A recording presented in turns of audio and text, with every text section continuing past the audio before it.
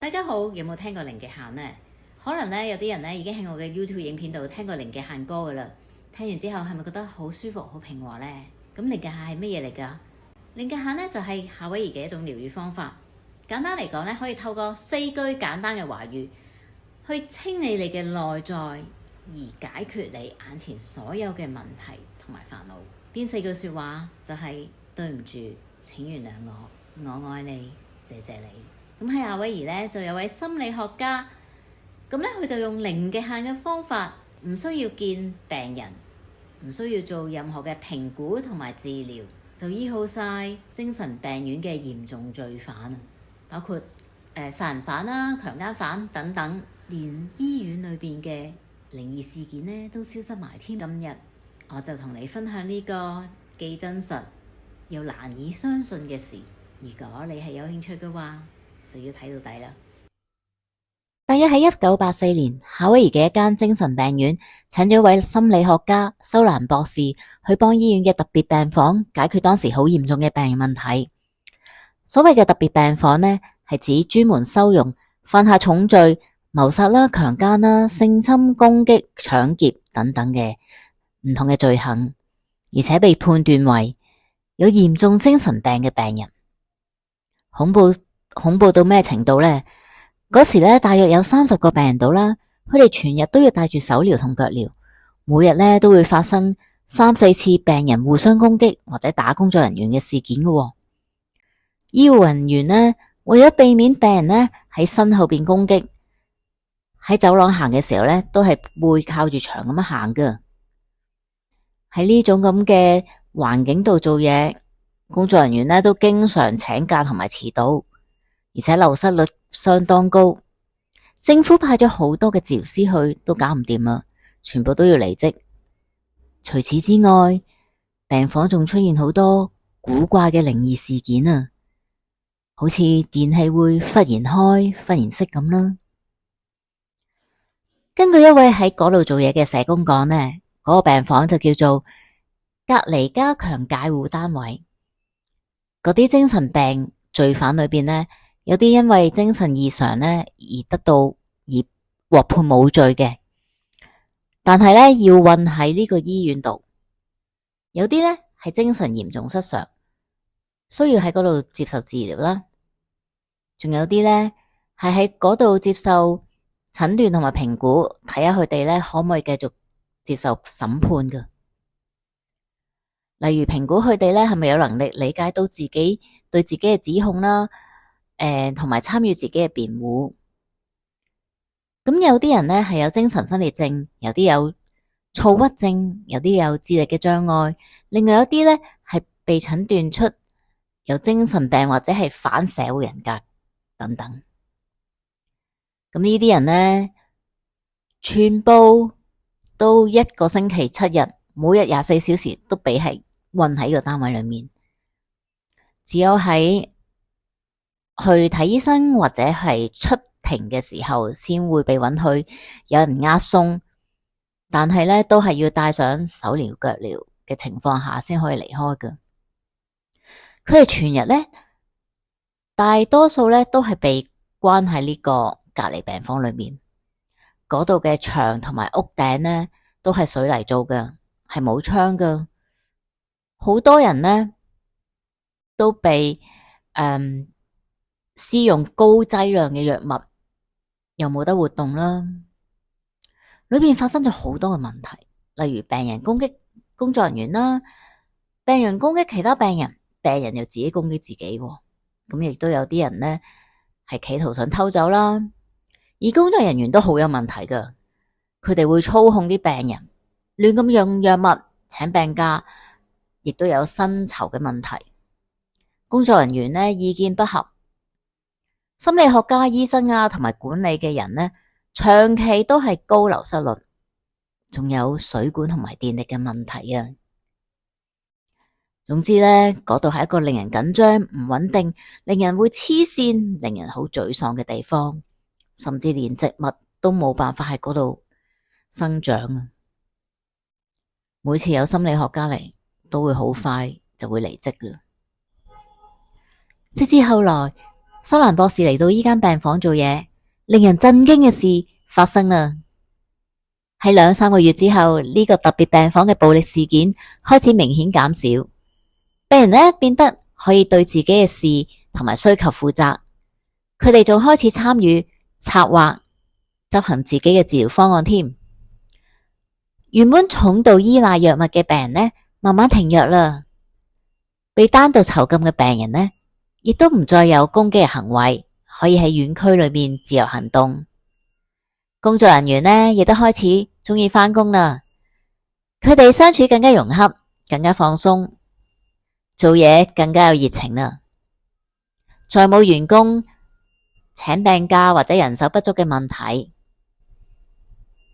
成個單位都變得有活力，更加安全，更加乾淨，更加積極又有效率。連所有嘅靈異事件都消失咗啦。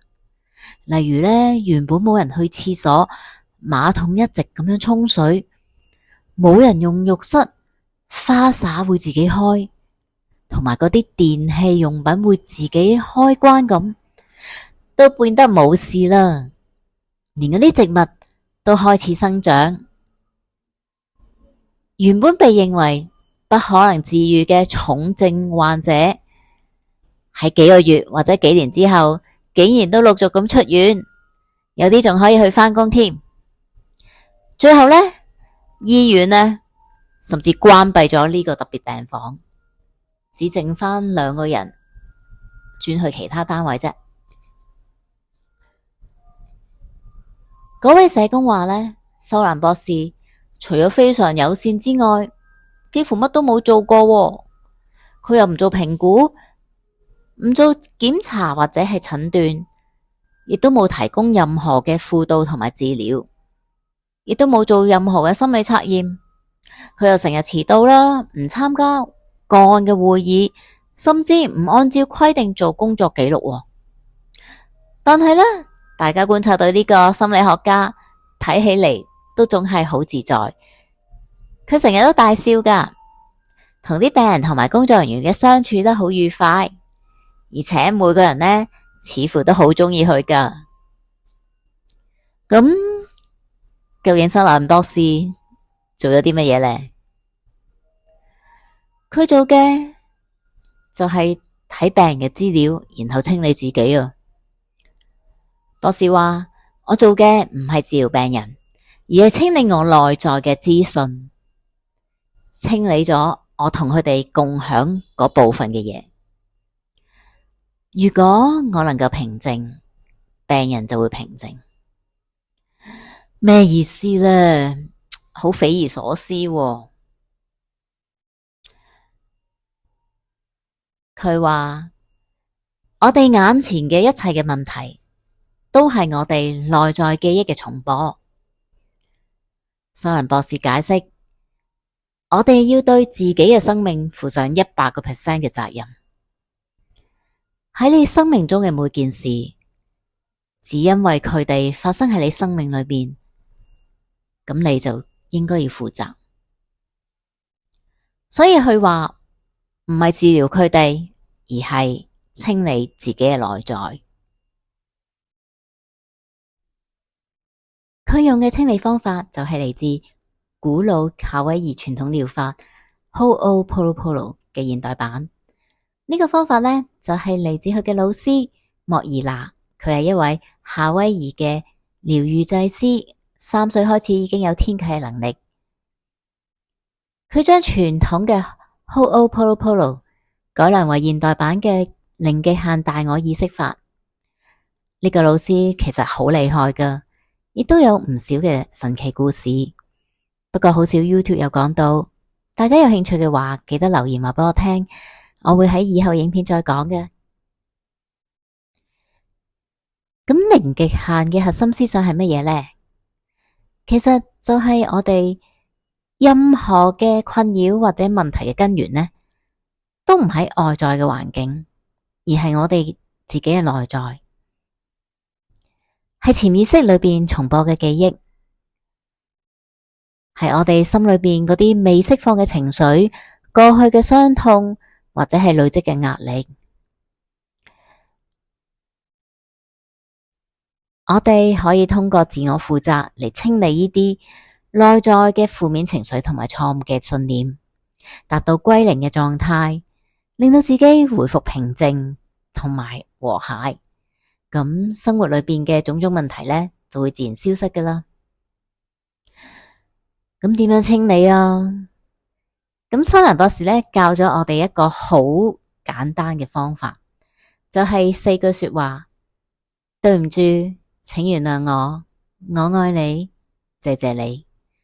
咁不斷重複念，好似咒語咁樣，就可以幫助我哋清理潛意識裏邊嘅情緒同埋資訊，釋放嗰啲負面能量之後，咁就可以回復空嘅狀態。咁樣問題呢就會自然消失。下次影片可以再講詳細啲。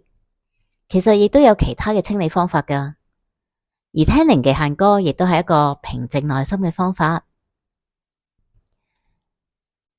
對呢個神奇嘅故事，或者你都好難相信，但係喺零極限書喺2007年出版之後，一直都好多人反映用零極限嘅方法解決到佢哋嘅問題，甚至改變人生。其實零極限仲有好多嘢可以講㗎。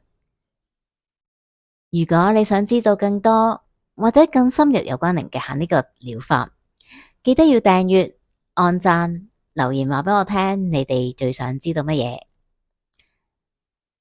多謝晒大家，拜拜。